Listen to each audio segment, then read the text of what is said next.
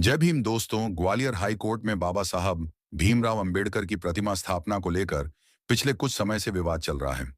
यह विवाद लगातार गहराता ही जा रहा है और इसमें कई पक्ष शामिल हो गए हैं।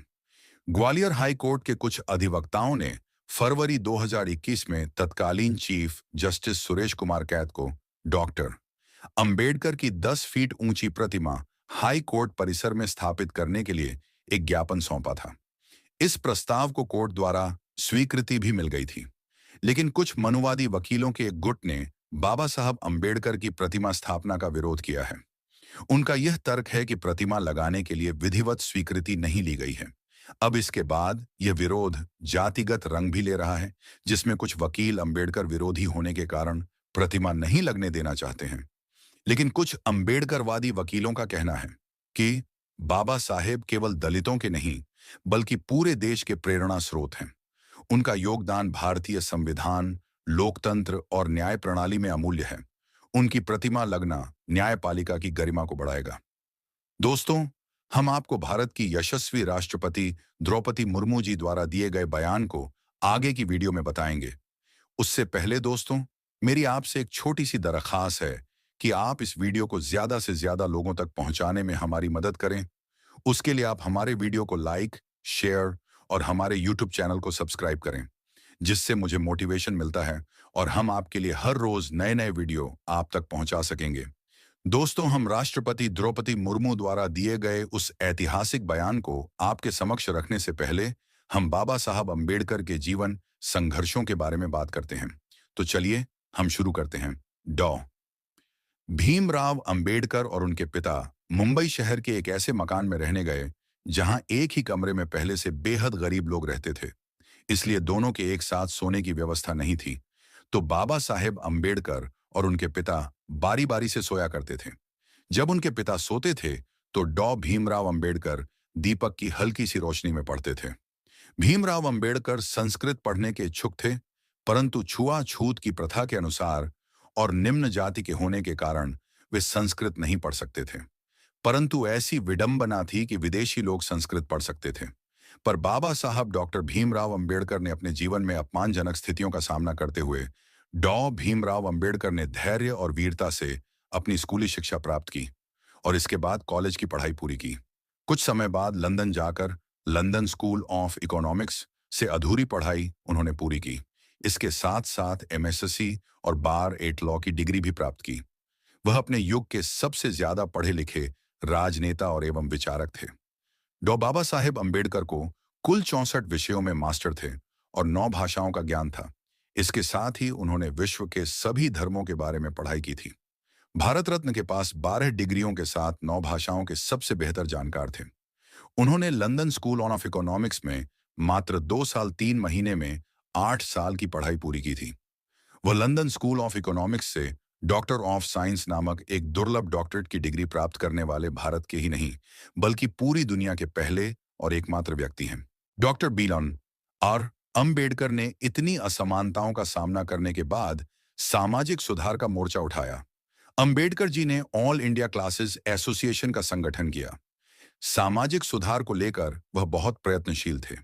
ब्राह्मणों द्वारा छुआछूत की प्रथा को मानना, मंदिरों में प्रवेश न करने देना, दलितों से भेदभाव, शिक्षकों द्वारा भेदभाव आदि सामाजिक सुधार करने का प्रयत्न किया। परंतु विदेशी शासनकाल होने कारण यह ज्यादा सफल नहीं हो पाया।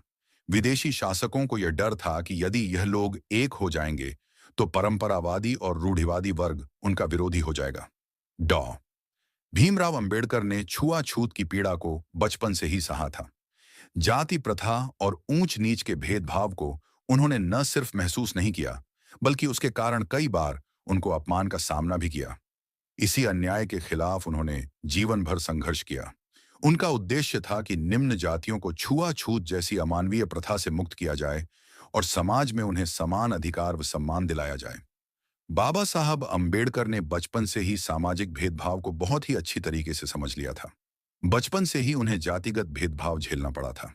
भीमराव अंबेडकर ने अपने साथ हुए भेदभाव की कई ऐसी घटनाओं का जिक्र किया है जिसे पढ़ते हुए आंख में आंसू आ जाते हैं और दिल में दर्द होने लगता है कि आज कुछ मानववादी विचारधारा के लोग बाबा साहब के संघर्षों को नहीं समझ रहे हैं। उन्हें स्कूल में एक कोने में अकेले बैठना पड़ता था। वे अपने बराबर के साथियों के साथ नहीं बैठ सकते थे। वे अपने बैठने के लिए एक बोरा रखते और बाबा साहब अंबेडकर जिस बोरे को स्कूल में बैठने के लिए अपने साथ में ले जाते थे, उस बोरे को स्कूल का सफाई करने वाला नौकर भी नहीं छूता था। क्यों? क्योंकि उन्हें लोग अछूत मानते थे। और स्कूल में ऊंची जाति के लड़कों को जब प्यास लगती, तो वे शिक्षक से पूछकर नल पर जाते और पानी पीकर आ जाते थे। पर बाबा साहब अंबेडकर जी को नल तक छूने की इजाजत नहीं थी। शिक्षक की इजाजत के बाद भी चपरासी बाबा साहेब अंबेडकर को दूर से पानी पीने को देता था, ताकि वे मटके को हाथ न लगाएं। और अगर चपरासी नहीं होता तो उन्हें प्यासा ही रहना पड़ता था। क्यों? क्योंकि वह अछूत थे, इसलिए उनके कपड़े कोई धोबी भी नहीं धोता था। घर में कपड़े बाबा साहब भीमराव अंबेडकर की बहन घर पर ही धोती थी। ऐसा नहीं कि सतारा में कपड़े धोने के लिए धोबी नहीं थे, या फिर उनके पास धोबी को देने के लिए पैसे नहीं थे। ऐसा नहीं था। उनके बाल भी उनकी बड़ी बहन काटती थी, क्योंकि कोई भी नाई बाबा साहब के बाल नहीं कटता था। क्यों? क्योंकि वह अछूत थे, इसलिए उनके बाल उनकी बड़ी बहन घर पर ही उनके बाल काटती थी। उन्होंने बचपन से ही जातिगत भेदभाव का सामना किया। 19वीं सदी में समाज में छोटी जातियों के साथ और भी बुरे बर्ताव हुआ करते थे। शूद्रों में निम्न और गरीब जातियों को शामिल करके उन्हें अछूत कहा जाने लगा।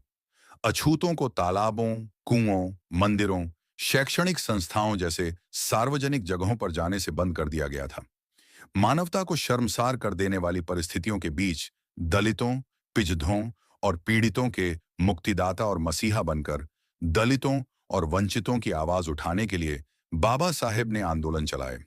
लोगों ने ऊंची जाति के लिए आरक्षित चौधार तालाब से पानी पीने के लिए सत्याग्रह किया और अछूतों को पानी पीने का अधिकार दिलवाया, और वह करोड़ शोषितों के मसीहा बन गए।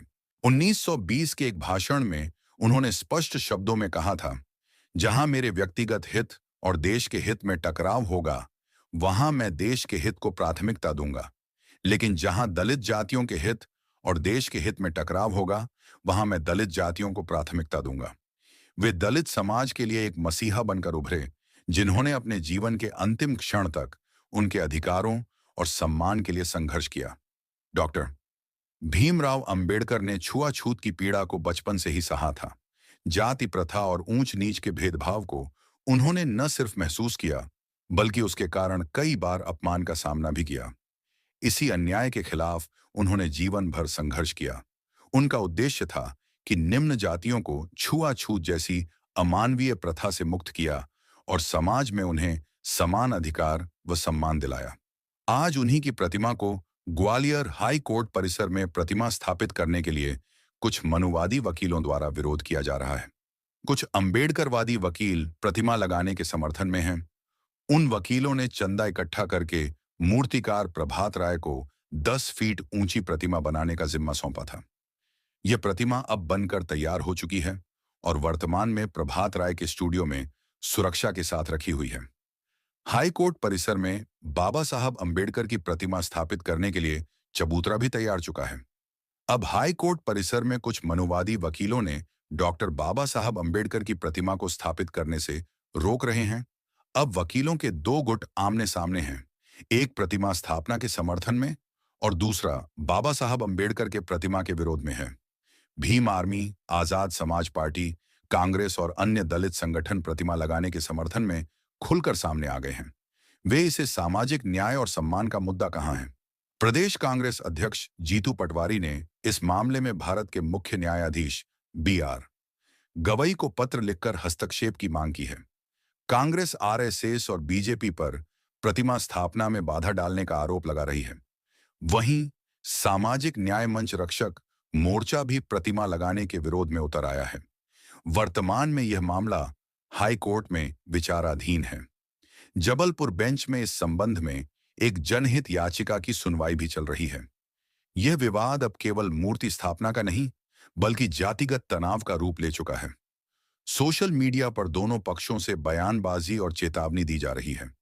प्रतिमा समर्थकों ने सरकार और न्यायपालिका से इस मामले में हस्तक्षेप करने की मांग की है। कुल मिलाकर ग्वालियर हाई कोर्ट में बाबा साहब की प्रतिमा का विवाद एक स्थानीय मुद्दे से बढ़कर सामाजिक सम्मान, न्याय और जातिगत राजनीति का प्रतीक बन गया है, जिसका समाधान फिलहाल न्यायपालिका के विचाराधीन है। कुल मिलाकर ग्वालियर हाई कोर्ट में डॉ अंबेडकर की प्रतिमा का विरोध एक जटिल मुद्दा बन गया है, जिसमें संवैधानिक, सामाजिक और राजनीतिक पहलू शामिल हैं। विरोधियों का यह भी कहना है कि सुप्रीम कोर्ट का एक आदेश है, जिसके अनुसार चौक चौराहों सहित सार्वजनिक स्थानों पर किसी भी महापुरुष की प्रतिमा नहीं लगाई जानी चाहिए।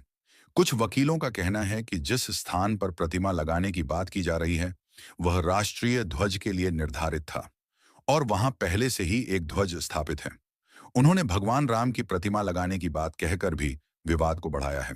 कुछ विरोध करने वाले वकील आरएसएस, बीजेपी की विचारधारा से जुड़े हुए हैं और अंबेडकर विरोधी होने के कारण प्रतिमा नहीं लगने दे रहे हैं।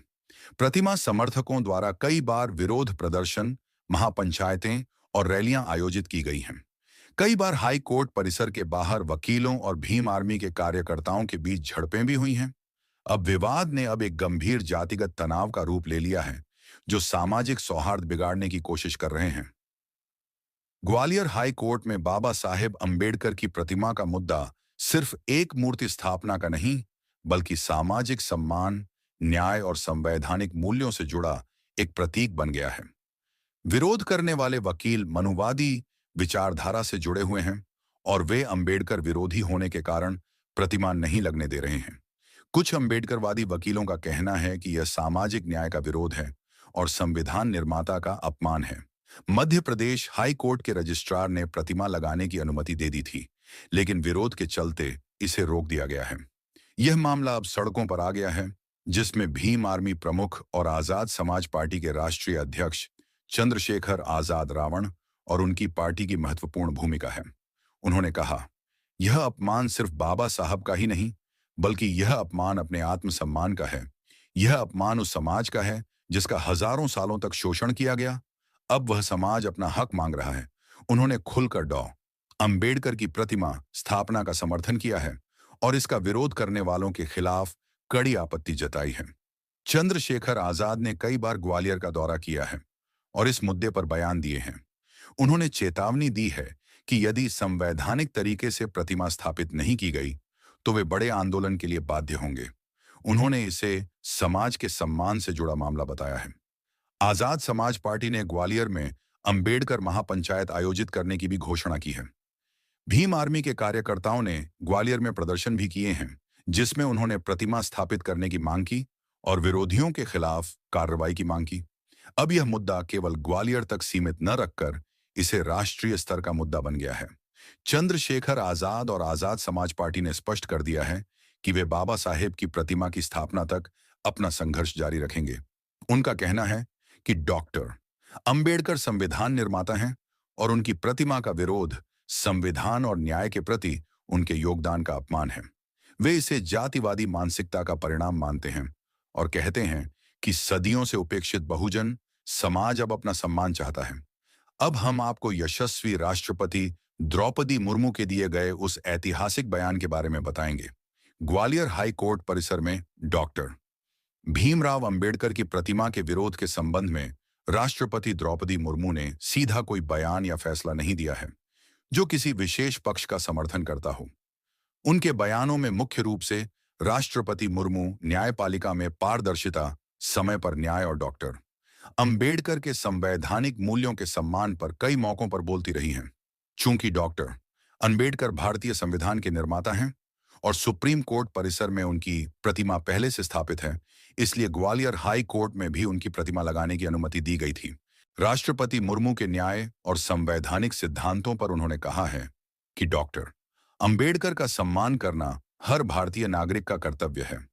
हालांकि यह स्पष्ट करना महत्वपूर्ण है कि उन्होंने ग्वालियर हाई कोर्ट के विशिष्ट प्रतिमा विवाद पर सीधे कोई आधिकारिक टिप्पणी नहीं की है, क्योंकि संवैधानिक रूप से राष्ट्रपति का स्थानीय मामलों में सीधा हस्तक्षेप करना संभव नहीं है। द्रौपदी मुर्मू ने कई मौकों पर बाबा साहब के संघर्ष को याद किया है, लेकिन ग्वालियर विवाद में उनकी चुप्पी कई सवाल खड़े करती है।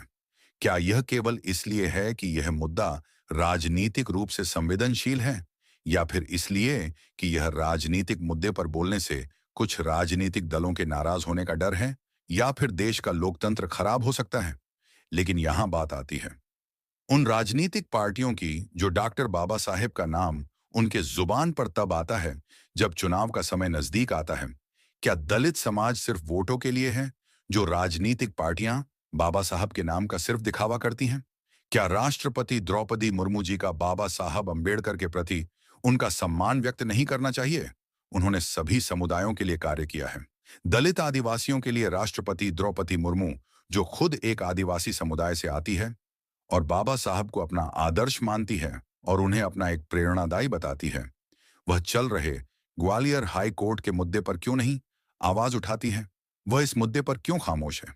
बाबा साहब ने दलित, आदिवासी, पिछड़े और शोषितों के लिए जो रास्ता दिखाया है, उसका सम्मान करना क्या राष्ट्रपति द्रौपदी मुर्मू का दायित्व नहीं है?